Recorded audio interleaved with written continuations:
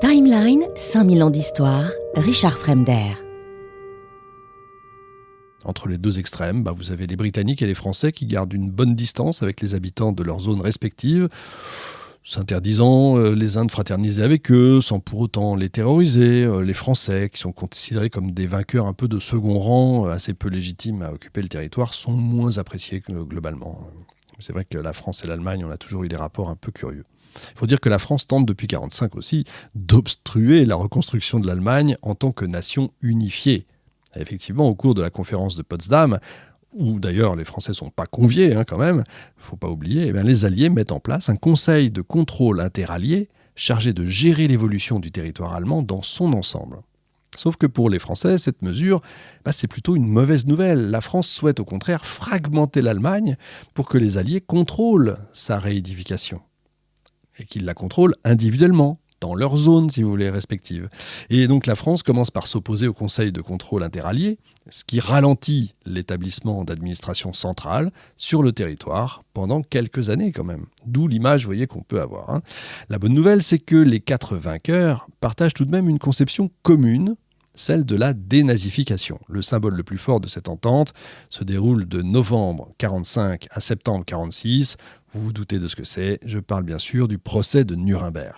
Le 30 septembre 1946, le tribunal international chargé du procès va annoncer au monde entier la condamnation à mort de 12 des principaux dirigeants du Troisième Reich, alors que d'autres sont condamnés à la prison perpétuelle, à perpétuité.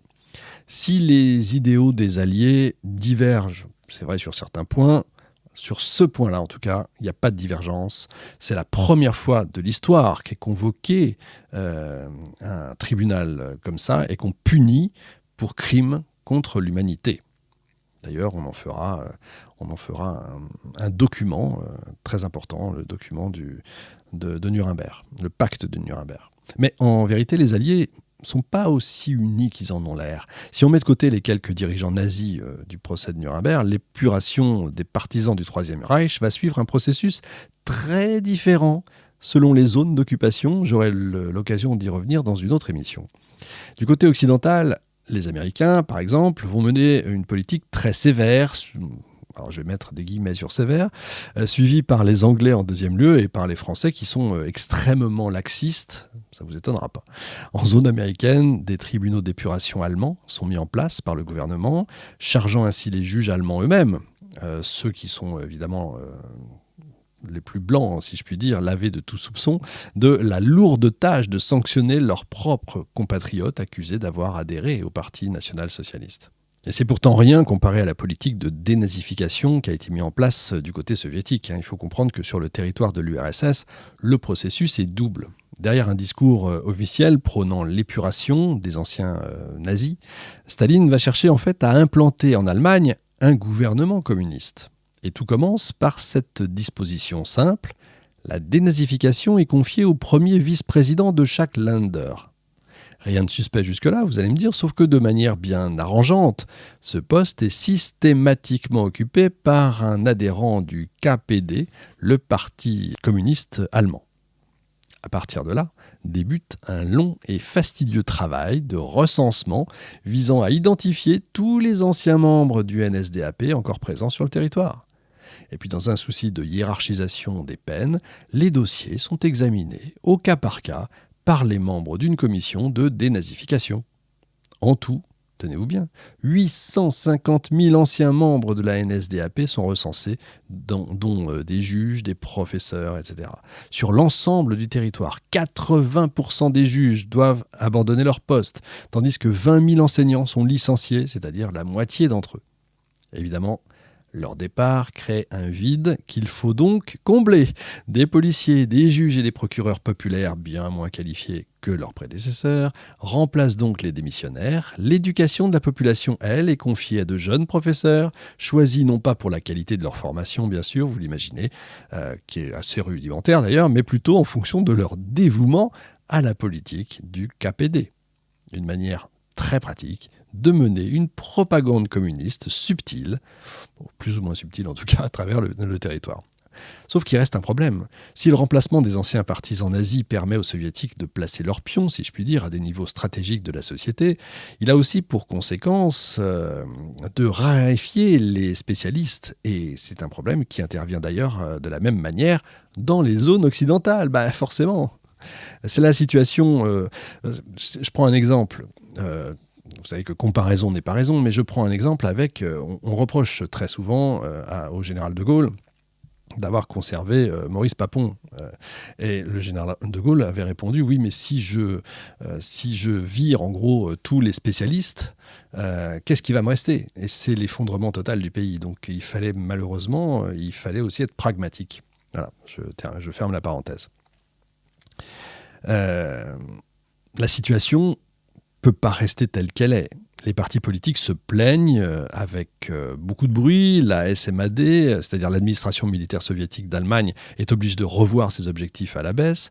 Le 16 août 1947, l'ordre numéro 201 autorise la réhabilitation massive d'anciens membres de la NSDAP, le parti nazi, du moment que ceux-ci n'étaient pas des membres actifs du parti. Eh bien, c'est de cette façon que de nombreux anciens nazis retrouvent leur droit de vote, leur place civique en Allemagne de l'Est.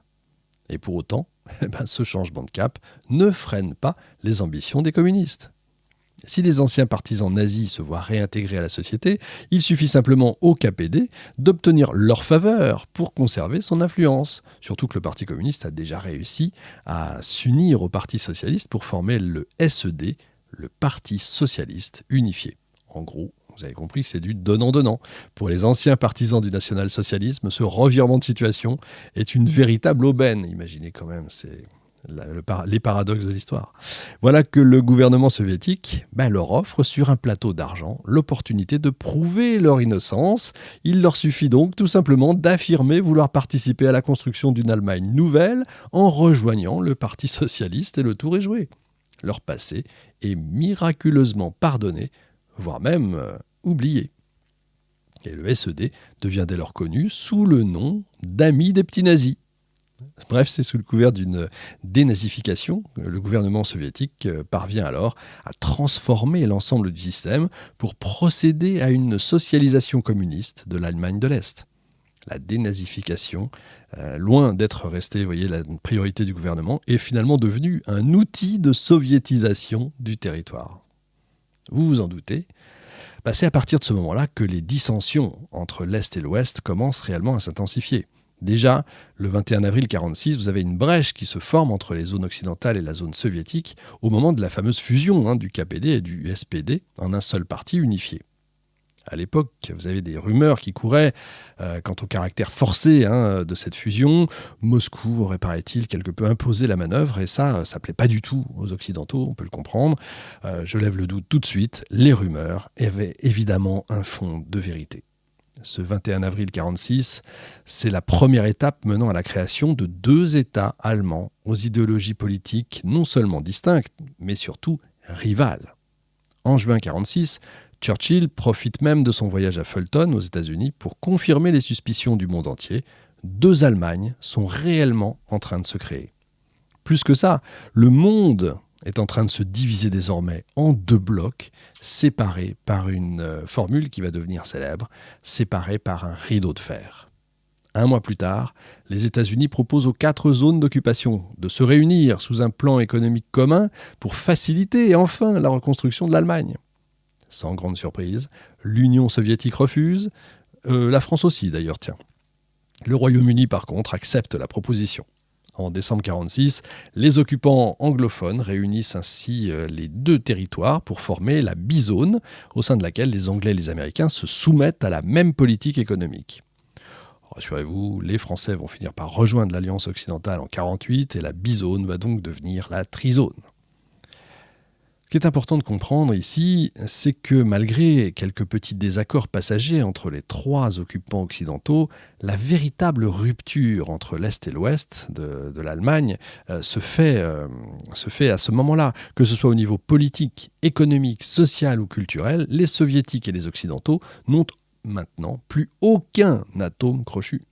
Par exemple, alors que la refondation et la création de partis politiques commencent par être encouragées sans distinction dans les 4 zones d'occupation, amenant l'Allemagne sur la voie d'une démocratisation prometteuse et globale, la politique des soviétiques change du tout au tout et très vite, la situation va tourner au vinaigre. Timeline, 5000 ans d'histoire, Richard Fremder.